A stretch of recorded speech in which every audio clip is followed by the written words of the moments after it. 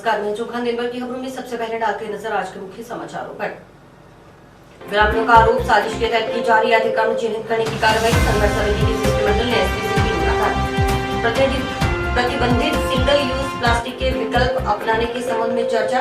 जिला विधिक सेवा प्राधिकरण और राजस्थान प्रदूषण नियंत्रण मंडल के तत्वावधान में कार्यशाला का आयोजन। एलईसी के साथ कार्य से नहीं संतुष्ट, जिला परिषद कार्यालय पर किया प्रदर्शन। अग्निपथ योजना को रद्द करने की मांग, किसान मोर्चा सदस्य विकास समिति के नाम सौंप किया। अब खबरें विस्तार से। गांव कोला में की जा रही अतिक्रमण चिन्हित करने की कार्रवाई को हड्डा रोड़ी हटाओ संघर्ष समिति ने प्रशासन की साजिश का हिस्सा बताया है। समिति सदस्यों ने आरोप लगाया कि इस कार्रवाई के जरिए प्रशासन का मकसद हड्डा रोड़ी के खिलाफ जारी आंदोलन को खराब करना है, लेकिन वे प्रशासन की साजिश को जानते हैं कि वे इसे कामयाब नहीं होने देंगे। शुक्रवार को इस संबंध में संघर्ष समिति का शिष्टमंडल संयोजक लीलाधर शर्मा के नेतृत्व में एसपी से मिला और अतिक्रमण हटाने की कार्रवाई के लिए पुलिस जाब्ता उपलब्ध नहीं करवाने की मांग की।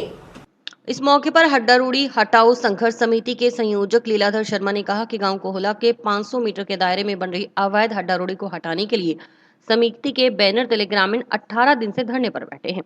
प्रशासन इस मुद्दे को सुलझाने की बजाय ग्रामीणों की ओर से किए जा रहे आंदोलन को खराब करने के लिए कोहला गांव में अतिक्रमण चिन्हित करने की कार्रवाई शुरू कर दी है। ये कार्रवाई पुलिस प्रशासन के सानिध्य में की जा रही है। शर्मा ने कहा कि इस संबंध में 1.25 साल पहले आदेश थे, लेकिन जानबूझकर प्रशासन की ओर से हड्डा रोड़ी के खिलाफ आंदोलन कर रहे ग्रामीणों को परेशान किया जा रहा है। शर्मा ने कहा कि जिला पुलिस अधीक्षक से मुलाकात कर मांग की गई है कि अतिक्रमण हटाने की कार्रवाई के लिए जाब्ता उपलब्ध न करवाया जाए। साथ ही अतिक्रमण चिन्हित करने की कार्रवाई रुकवाने की मांग की गई है। साथ ही कहा कि वे किसी भी हाल में हड्डा रोड़ी को गाँव के पास नहीं बनने देंगे, इसके खिलाफ आंदोलन जारी रहेगा। कोला संघर्ष समिति के बैनर तले कोला ग्राम वासी 18 दिन से आंदोलनरत है। अवैध हड्डा रोड़ी जो बन रही है 500 मीटर के दायरे में, उसको हटाने के लिए, और प्रशासन ने कुछ ये जो मुद्दा ये सुलझाना तो दूर की बात है, इस मुद्दे को और आंदोलन को खराब करने के लिए कोला गांव में अतिक्रमण चिन्हित करने की कार्रवाई कर रही है, जो पुलिस प्रशासन के सानिध्य में हो रही है।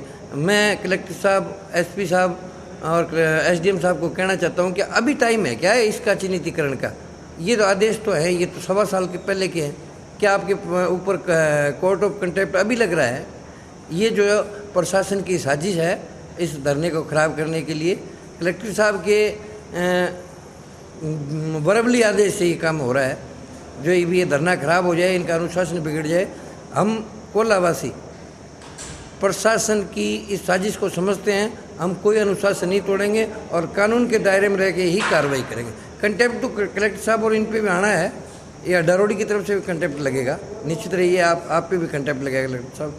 आज हम एसपी साहब से मिलने आए हैं, भी जो आपने जाब्ता उपलब्ध कराया है तो ये उपलब्ध मत करवाइए, और जो काम चिन्हितीकरण का चल रहा है उसको रुकवाइए। मांग तो 5 मांगे हैं हमारी।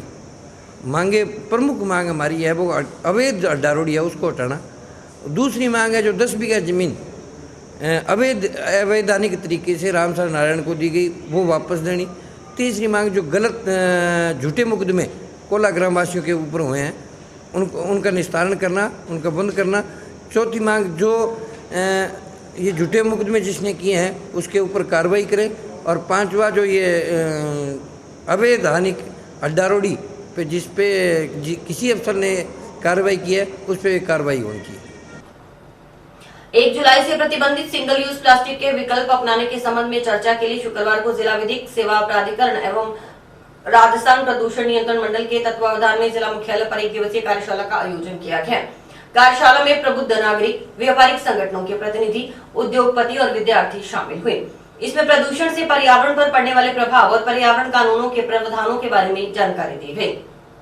कार्यशाला को जिला विधिक सेवा प्राधिकरण सचिव संदीप कौर, समाज सेवी सुमन चावला, प्रदूषण नियंत्रण बोर्ड बीकानेर के वैज्ञानिक अधिकारी डॉक्टर बी की सोनी और राजकीय पॉलिटेक्निक कॉलेज के प्राचार्य आनंद जैन सहित प्रदूषण नियंत्रण बोर्ड के अधिकारियों ने संबोधित किया। वक्ताओं ने बताया कि सरकार की ओर से 1 जुलाई से सिंगल यूज प्लास्टिक प्रतिबंधित कर दिया गया है, इसलिए न तो स्वयं सिंगल यूज प्लास्टिक का उपयोग करें और अपने आसपास के लोगों तथा परिचितों को भी इसका उपयोग न कर पर्यावरण संरक्षण के लिए जागरूक करें। कुछ वक्ताओं का सुझाव था कि अगर सिंगल यूज प्लास्टिक का निर्माण करने वाले इकाइयों में ही इसके निर्माण पर रोक लगा दी जाए तो इस समस्या पर काफी हद तक समाधान हो सकता है, क्योंकि अगर बाजार में ही प्लास्टिक की थैली या सिंगल यूज प्लास्टिक नहीं होगा तो लोग स्वयं प्लास्टिक के विकल्प की तरफ आकर्षित होंगे।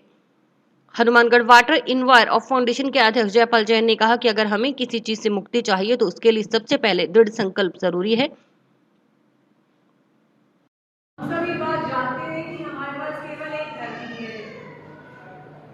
एक धरती की जो रिसोर्सेज हैं, जो नेचुरल संसाधन है हमारे, वो बहुत लिमिटेड है, सीमित मात्रा में है, लेकिन हम सब उसका दोहन कर रहे हैं। हर एक स्टेज पे, हर एक लेवल पे इसका इस्तेमाल हो रहा है। इंडिविजुअल लेवल की बात करें तो हम सभी जो है, हमारा खुद का जो रोल है पर्यावरण संरक्षण में या एनवायरमेंटल डिग्रेडेशन को बढ़ाने में, अगर इंडस्ट्री का, एग्रीकल्चर का या सभी सेक्टर्स जो हमारे इकोनॉमी के या हमारे समाज के हैं, हम सभी कुछ ना कुछ ऐसा रोल अदा करते हैं जिससे जो हमारा लिमिटेड रिसोर्सेज का ट्रेजर है वो कम होता जा रहा है। दोहन अत्यधिक है। अब आप स्टूडेंट्स हैं, जब आप बहुत छोटे थे, स्कूल में पढ़ते थे, तो शायद एनवायरमेंट के ऊपर इतनी बात नहीं होती थी। पर्यावरण के संबंध में जागरूकता या बातचीत या चर्चा इस लेवल की नहीं होती थी जो आज होती है। इसकी वजह ये है कि हमने जैसे जैसे ग्रोथ करी, चाहे इंडस्ट्री की ग्रोथ हुई हो या एग्रीकल्चर की ग्रोथ हुई हो, सर्विसेज के सेक्टर की ग्रोथ हुई हो, उसके साथ साथ जो रिसोर्सेज थे उनको हम इस्तेमाल में लेने से डिप्लीट करते गए। तो अब ये स्टेज आ गई है कि हम सबको इसके बारे में सीरियस डिस्कशन करने की जरूरत आ गई है। प्राधिकरण और पॉल्यूशन डिपार्टमेंट के संयुक्त तत्वाधान में जो सिंगल यूज़ प्लास्टिक है उसका 1 तारीख से प्रतिबंधित है, उसके ऊपर कार्यशाला का आयोजन किया गया। दूसरा लक्ष्य है कि जो इंडस्ट्रियल से जो हमारा वेस्ट निकलता है, चाहे वो जल प्रदूषण हो या वायु प्रदूषण हो, उसको रोकने के लिए क्या क्या चीज़ें होनी चाहिए और इससे हमें क्या क्या नुकसान होते हैं, इसके बारे में आज चर्चा के लिए ये गोष्ठी का आयोजन किया गया है। वो मूल उद्देश्य है हमारे जीवन में जो प्लास्टिक के कारण प्रदूषण बढ़ता जा रहा है उसको रोकने का प्रयास करने के उद्देश्य से हम आगे बढ़ रहे हैं और इसी उद्देश्य को लेकर ये कार्यशाला का आयोजन किया गया। और आज जो जिला विधिक सेवा प्राधिकरण हनुमानगढ़ और राजस्थान प्रदूषण नियंत्रण मंडल के जॉइंट वेंचर से हमने आम प्रबुद्ध आमजन और जो व्यापारी है, संगठन, इंडस्ट्रियलिस्ट और स्टूडेंट्स को इस छोटे से एक मंच से समझाने की कोशिश करी है कि पर्यावरण संरक्षण के लिए आप लोगों को कैसे हाथ बटाना है, कैसे हम लोग इसके लिए जो लोगों को जागरूक करना है। और सरकार द्वारा 1 जुलाई 2022 से सिंगल यूज़ प्लास्टिक पे जो बैन किया जा रहा है, कम्प्लीटली बैन हो रहा है, उसके क्या सब्स्टिट्यूट हो सकते हैं वो लोगों को इस बारे में बताया है और लोगों को ये जागरूक करने की कोशिश करी है कि 1 जुलाई के बाद से ना तो सिंगल यूज़ प्लास्टिक का उपयोग करें और अपने आसपास जो पारिवारिक मित्र हैं, अपने परिवार के लोग हैं, अपने दोस्त हैं, उनको भी इसके लिए प्रेरित करें कि 1 जुलाई के बाद किसी भी सिंगल यूज़ प्लास्टिक से बनी हुई वस्तुओं का ना उपयोग करेंगे, ना करने देंगे। जिसमें ये बताया गया कि 1 तारीख से 1 जुलाई से जो सिंगल यूज़ प्लास्टिक है वो ख़त्म होने जा रहा है। तो ये एक अच्छा कार्यक्रम था, उन्होंने आगाह कराया, सबको अवेकनिंग दी। लेकिन मैं एक साथ सरकार से ये कहना चाहती हूँ कि आप इंडिविजुअली लोगों को रोक रहे हैं, लेकिन यदि इसको पूरी तरह से वैसे ही आप बंद कर दीजिए, जब मार्केट में नहीं होगा तो अपने हम थैला लेके जाएंगे। जब थैला तभी नहीं हम ले जाते क्योंकि बाज़ार में हमें प्लास्टिक मिल जाता है। तो आप एक इंडिविजुअल लोगों को बताते हैं, उसके साथ पहले फैक्ट्रीज पे कंट्रोल कीजिए। तो हम लोग जड़ तक जाएं। हम लोग पत्तों को तो पानी देने की कोशिश कर रहे हैं लेकिन जड़ तक कभी नहीं जाते हैं। तो ये सरकार के हाथ में है, इसको पूरी तरह से बैन कीजिए। और दूसरी चीज़ें, विकल्प सस्ते प्रोवाइड कीजिए, उनको वो बताइए कि कहाँ पर वो बना सकते हैं। वही जो प्लास्टिक बनाते हैं उन्हीं फैक्ट्रीज़ में लोगों को बल्कि रोज़गार मिलेगा। उनको नए तरीके से बता के आप उसमें सब्सिडीज़ दीजिए और तो लोगों तक पहुँचे सस्ते रूप में। क्योंकि आमतौर पर होता है कि ये कंफर्ट में रहते हैं, हम कंफर्ट जोन में जीना चाहते हैं और हम लोग जो प्लास्टिक बाज़ार में मिल रहा होता है तो हम लोग थैले यूज़ करके और बाज़ार घर से लेकर पसंद नहीं करते हैं। तो बाज़ार में अवेलेबल हो, सारा कुछ सस्ते में हो, ये बात मैं ज़रूर कहना चाहती हूँ। अग्निपथ योजना को देश, जवानों और किसान के भविष्य के साथ खिलवाड़ करने के लिए बताते हुए संयुक्त किसान मोर्चा ने इसे रद्द करने की मांग की है। शुक्रवार को मोर्चा सदस्यों ने राष्ट्रपति के नाम प्रशासनिक अधिकारियों को ज्ञापन सौंपा। मोर्चा सदस्यों ने कहा कि केंद्र सरकार भारतीय सेना में भर्ती की पुरानी पद्धति को खत्म कर अग्निपथ नामक एक नई योजना लाई है।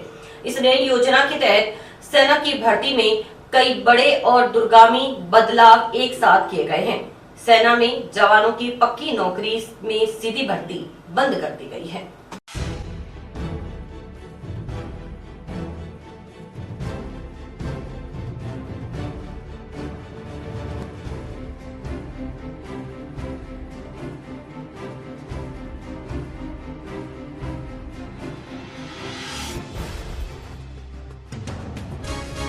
वापिस लो, वापिस लो, वापिस लो, अग्निपथ वापिस लो, वापिस लो, वापिस लो, नौजवानों को परमानेंट रोजगार दो, रोजगार दो, नौजवानों को परमानेंट रोजगार दो, रोजगार दो, रोजगार दो, अग्निपथ वापिस लो, सेना में छेड़छाड़ बंद करो, बंद करो, बंद करो, अग्निवीर भर्ती वापिस लो, वापिस लो, वापिस लो, सेना भर्ती शुरू करो, शुरू करो, शुरू करो, सेना में परमानेंट भर्ती शुरू करो, शुरू करो, शुरू करो, सेना में परमानेंट भर्ती शुरू करो, शुरू करो, शुरू करो। पूरे देश की सुरक्षा, पूरे देश की संप्रभुता भारतीय जनता पार्टी की सरकार खतरे में डाल रही है।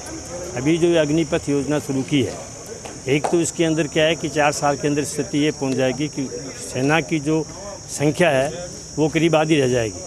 अभी करीब 1,60,000 सैनिक जो हैं उनके पद खाली पड़े हैं और अभी 60,000 अभी इसी साल जो रिटायर होने वाले हैं।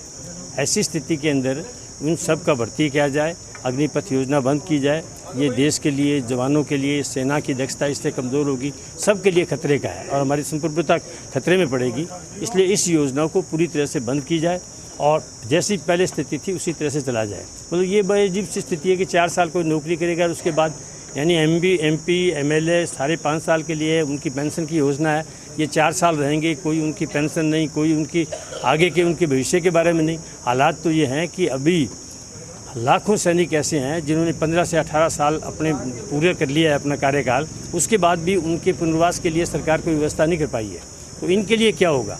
इसलिए हमारी ये मांग है कि अग्निपथ योजना को पूरी तरह से बंद किया जाए और पहले जिस तरह से चल रहा था उसकी दक्षता और बढ़ाने के लिए और अपने प्रयोग कर सकते हैं और उनको दुरुस्त कर सकते हैं और भर्ती हम ज़्यादा कर सकते हैं। जो करीब 1,60,000 हमारे पद खाली पड़े हैं उनको भरा जाए और इस साल जो रिटायर हो रहे हैं उनको भरा जाए ताकि लोगों को रोज़गार मिले। तो पूरे देश के नौजवान, विद्यार्थी, आम आदमी इसका विरोध कर रहा है। आज हम संयुक्त किसान मोर्चे की तरफ से अपना यहाँ विरोध प्रकट करने के लिए आए हैं, ज्ञापन देने के लिए आए हैं। इसके बाद भी नहीं होगा तो जो संयुक्त किसान मोर्चा हमें आह्वान करेगा उसके हिसाब से आंदोलन को और तेज़ करेंगे। केंद्र सरकार द्वारा जैसे पहले किसानों को दबाने की 3 काले कानून लाकर कोशिश की गई, उसी तरह आज जो हमारी युवा पीढ़ी है उसको भी दबाने की कोशिश की जा रही है ताकि युवा कोई बोल ना सके।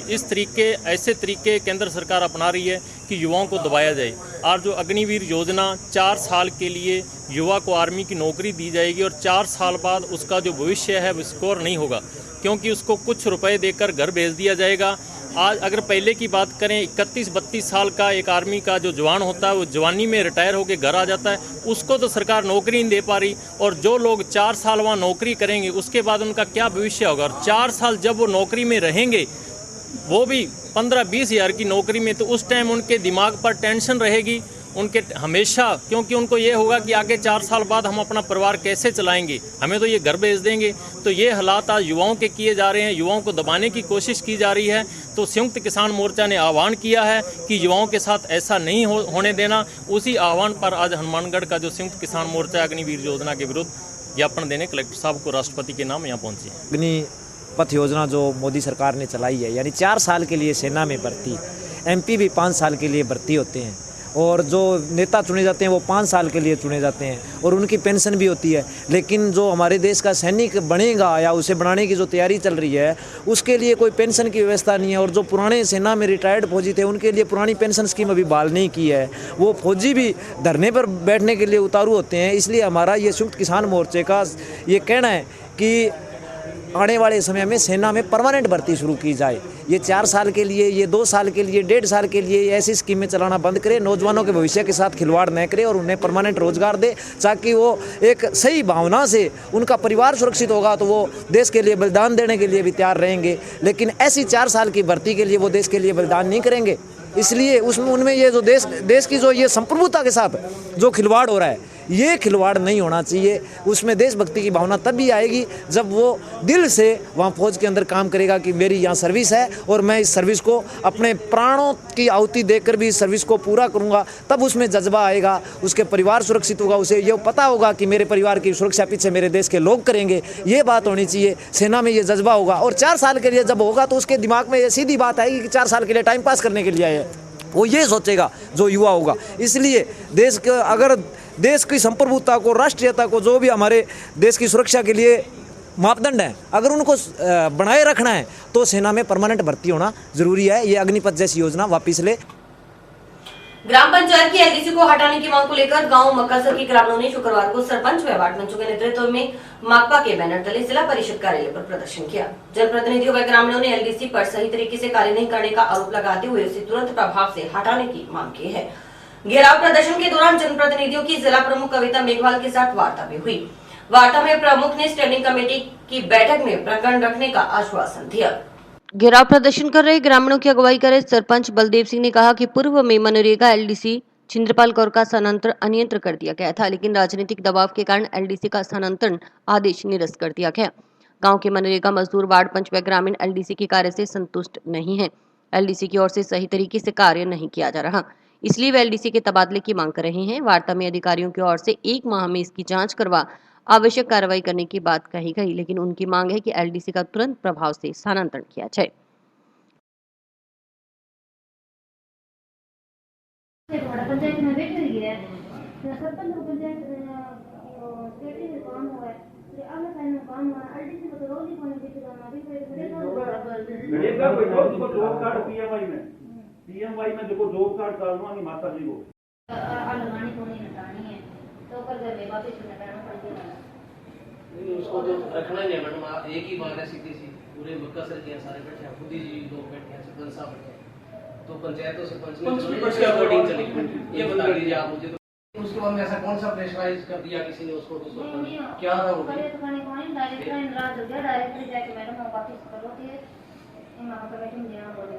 आज ग्राम मक्कासर के वार्ड पंच और ग्राम के लोग नरेगा एलडीसी है जो उसकी ट्रांसफ़र को लेके आए हैं।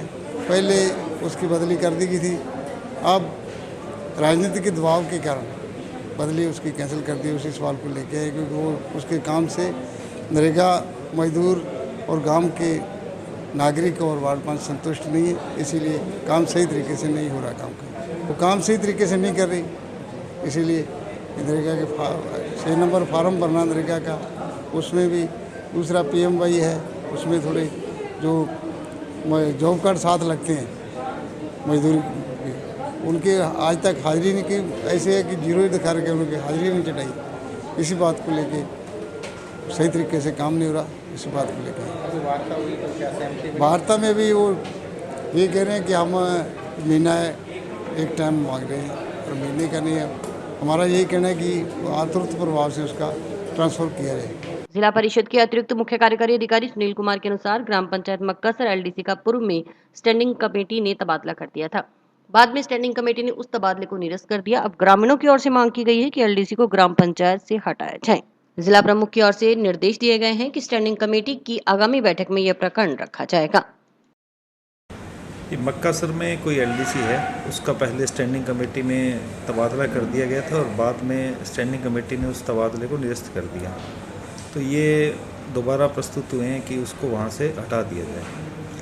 तो इसमें माननीय जिला प्रमुख महोदया ने ये निर्देश दिए हैं कि अगली जो स्टैंडिंग कमेटी की मीटिंग होगी उसमें ये प्रकरण रखा जाएगा और जो भी वो कमेटी निर्णय करेगी उसके अनुसार ही काम किया जाएगा। मेरे संज्ञान में तो नहीं है और अभी कोई लिखित में भी हमें प्राप्त नहीं हुआ है, लेकिन हाँ उन्होंने मौखिक रूप से ज़रूर कहा है कि उसकी कुछ शिकायतें हैं, वो ढंग से काम नहीं करती। पेस्टिसाइड बनाने वाली अग्रणी कंपनी यूपीएल लिमिटेड द्वारा नरमा फसल प्रबंधन सेमिनार का आयोजन चंद्रा स्थित गुरनूर पैलेस में किया गया। सेमिनार के मुख्य अतिथि के रूप में कृषि उपनिदेशक दानाराम गोदारा, केवीके संग्रिया के वैज्ञानिक डॉक्टर अनूप कुमार तथा हिसार के कृषि विशेषज्ञ डॉक्टर आर के सिंह उपस्थित रहे। कार्यक्रम में बड़ी संख्या में किसानों ने भाग लिया। कंपनी प्रबंधन ने व्हाइट फ्लाई के लिए उलाला के विशेष परिणामों के बारे में किसानों को जानकारी दी। उपनिदेशक दानाराम गोदारा द्वारा कपास में आने वाली समस्याओं तथा गुलाबी सुंडी के नियंत्रण के लिए किसानों को जानकारी देते हुए बताया कि उचित समय पर सुंडी प्रबंधन कर किसान भाई बेहतर फसल ले सकते हैं, जिससे उन्हें आर्थिक लाभ होगा। हिसार से कृषि विशेषज्ञ डॉक्टर आर के सिंह ने किसानों को फॉर्मोनस ट्रैप के बारे में बताया। वहीं संग्रिया केवीके वैज्ञानिक डॉक्टर अनूप कुमार ने भी किसानों को नरमा फसल के प्रभावी प्रबंधन की जानकारी दी। कंपनी के मार्केटिंग हेड जितेंद्र कुमार द्वारा नरमा फसल के प्रबंधन के लिए कंपनी के उत्पादों के बारे में बताया गया। किसानों ने बताया कि यूपीएल के उत्पाद नरमा की फसल किसानों को बेहतर परिणाम देने में सक्षम है। ये इस तरह से बीज को नुकसान करती है। नीचे ये स्वस्थ बीज मैंने दिखाए हैं और ऊपर ये सुंडी ने जो अंदर से इनका खोखला कर दिया खाकर, और ये कीड़ा हमें नुकसान कर सकता है। इसमें मैं ये बात आपको जोड़ना चाहूँगा, आपसे निवेदन करना चाहूँगा, आपसे आग्रह करना चाहूँगा कि आपको घबराने की और जरूरत से ज़्यादा करने की जरूरत नहीं है। जब भी कोई कीड़ा या बीमारी, चाहे गेहूँ में येलो रस्ट की बीमारी हो, चाहे कोई में सफ़ेद मक्खी की बीमारी हो, ज़्यादा जोर शोर से आप लोगों के सामने हल्ला इससे दिक्कत है कि यदि हमने हल्ला शुरू किया तो हम सब लोगों को डर लगता है जरूरत से ज़्यादा, और फिर हर चीज़ की, हर समस्या का समाधान दिखता है सप्रे वाली दुकान में। फिर हमें लगता है कि साहब आगे तो आगे कैंसर में तय गिरे करना है, इस स्प्रे के लिए कहते हैं, कितनी गिरी में 2 मिलाई कहते हैं, कितनी मिलाई में 3 मिलाई। उससे ना केवल हमारा आर्थिक नुकसान होता है, ना केवल हमारा बजट गड़बड़ होता है। आपको विदित है अप्रैल के महीने से हम थैंक यू कर रहे हैं। अब हाँ, आप खड़े रहिए प्लीज, खड़े की समस्या है। अरे उम्मीद ये है कि काफी बढ़ सकती है। हमें आपसे कोई मजाक नहीं करना था। सेवनियां कर रहे हैं कि जहाँ गुलाबी साउथ इंडिया में पिछले 5-7 साल से दिखाना चाहते थे कर रही थी कि किस तरह से बड़े स्तर पर पिछले साल पंजाब और हरियाणा में नुकसान किया है। अगर उसका मुंह बंद कर लिया जाए तो ये कहीं कुछ नहीं होता, ये ऐसे ही रहता है रस जो आगे चल के उत्पादन देगा। यही आपको बताना था। जैसे उन्होंने कहा कि हमारा एक उत्पादन वैसे ही कार्य करता है जिसको हम नोवल मोड ऑफ एक्शन कहते हैं। आप सभी का बहुत बहुत धन्यवाद। कपास में जो फूल वाली स्टेज आई है, आप पी सकते हैं, अपने हमें दे करके और हमें आपसे धन्यवाद। आपने पार्टिसिपेट किया, आपका मनपूर्वक धन्यवाद। Thank you sir. नहीं साहब आप विराजिए। और अभी वक्त है एक ब्रेक का।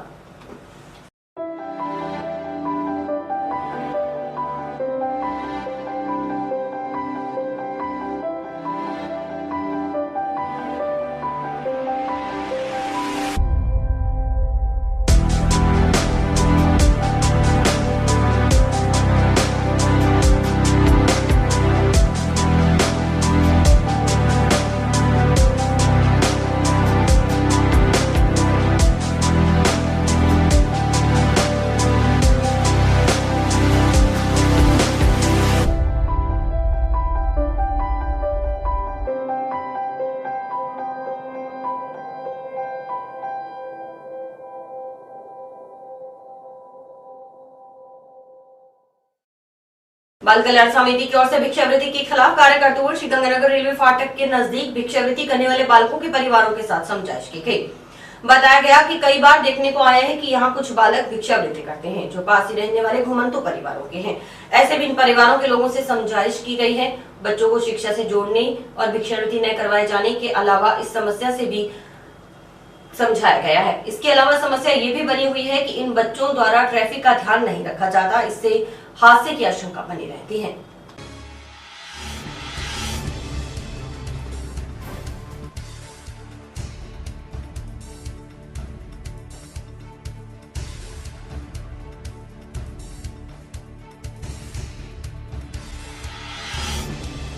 कई दिनों से जो गंगानगर फाटक है वहाँ पे जो छोटे बच्चे हैं वो घुमंतु परिवार बैठे हैं यहाँ पीछे, उनके द्वारा भिक्षावृत्ति करने की शिकायतें मिल रही थी।